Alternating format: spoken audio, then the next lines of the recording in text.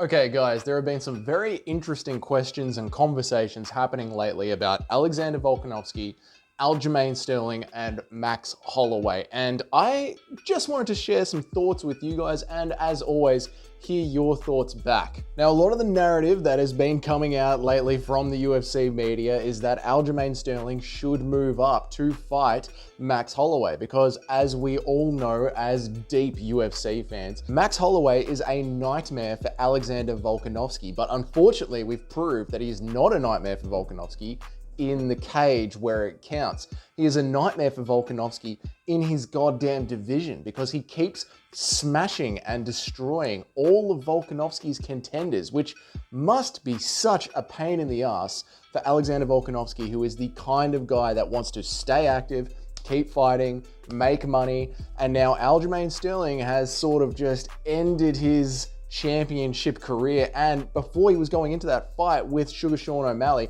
he was talking about how if he had won that fight, he was going to leave the division and move on up and challenge for the next title up. And then the nightmare happened to Aljamain Sterling. So it has created a very, very interesting little situation. Now Aljamain Sterling is pushing to try and get a rematch, and I think that we just need to be honest with Aljo. I think the whole community needs to be honest with him.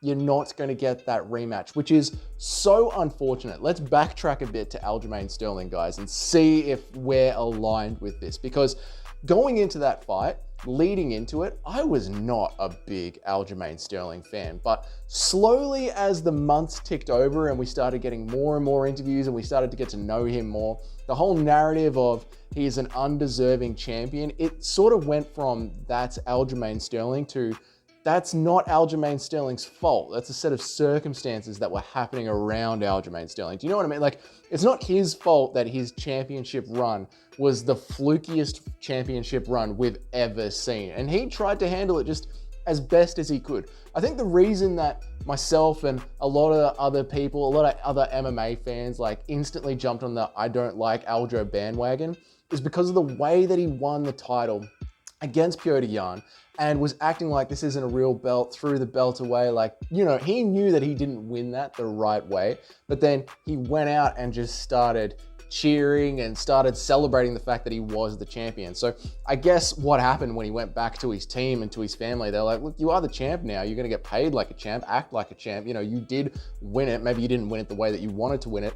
And then we saw him come out with this like arrogant stance and it just sort of rubbed us the wrong way. But then as we got to know Aljo, we started to like him more towards the end of his run. And right as he has lost to Sean O'Malley now, I'm an Aljo fan. I'm an Aljo fan all of a sudden. And I want to see him do well in his career. And, you know, all this like, oh God, I can't wait for Aljo to be gone. He got beaten by Sean O'Malley and it's like, oh shit, I was really just starting to like the guy. So the question is, what are we going to do for his career? He's not going to get that rematch. Well, you've got this nightmare sitting there, Max Holloway, the nightmare of Volko's division. He's just wiping out Volko's contenders. Aljamain Sterling, move up and fight Max Holloway. It is a great little fight to make. What are you going to do with Max Holloway? You keep throwing him at Volkanovski. Volkanovski keeps throwing him back. And as we've seen in their last fight, Volkanovski is throwing him back in worse and worse and more damaging ways the entire time. The reason the UFC might not want to make that fight is because then you just flatline Aljamain Sterling's marketability if he has any. If he loses to Max Holloway, then he has to become this gatekeeper and you lose that big fight. If he wins to Max Holloway, then that's great. Like finally, someone other than the champ has beaten Max Holloway, the thing that the UFC have been waiting for. But see, that's the thing. I'm not sure about that because there seems to be this narrative coming from a lot of the UFC talking heads, the established UFC media, of Alexander Volkanovski should move up and leave his division and go challenge lightweight Islam Makhachev. He should move up, which I find fascinating. Like, I'm obviously a huge Alexander Volkanovski fan, and it's so strange to me that you have a dominant champion that the media keeps telling to move up. Like, is he still going to get his championship pay if he moves up and is just a top 5 contender at lightweight? Is he still going to get pay-per-view points if he moves up and is just a top 5 contender at lightweight?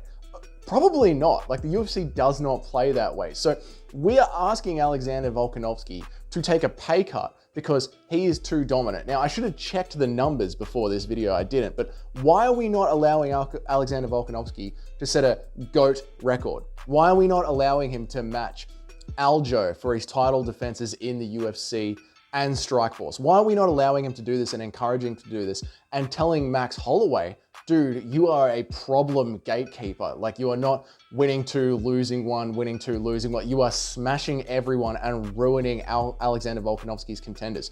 So why is the MMA community, the UFC in general, not putting pressure on Max Holloway to move up to lightweight and get out of Volkanovski's division? I mean, they were happy with Holloway to challenge for the lightweight title against Dustin Poirier back in the day.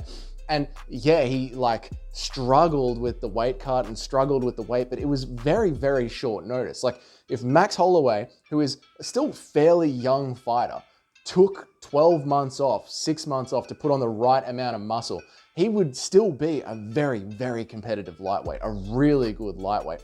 And it would give him time to move around and challenge lightweight properly and see where Volkanovski lands. But then the problem is, like, does Volkanovski challenge again for the lightweight title and become the champ? And then you've got the same problem over two divisions. These two chasing each other across two divisions is a very real possibility that I do not think that the UFC wants. I don't think they want to keep booking Alexander Volkanovski, Max Holloway rematches, but we've seen Volkanovski's moved up, lost to Islam Makhachev on paper. Max Holloway moved up, lost to Dustin Poirier.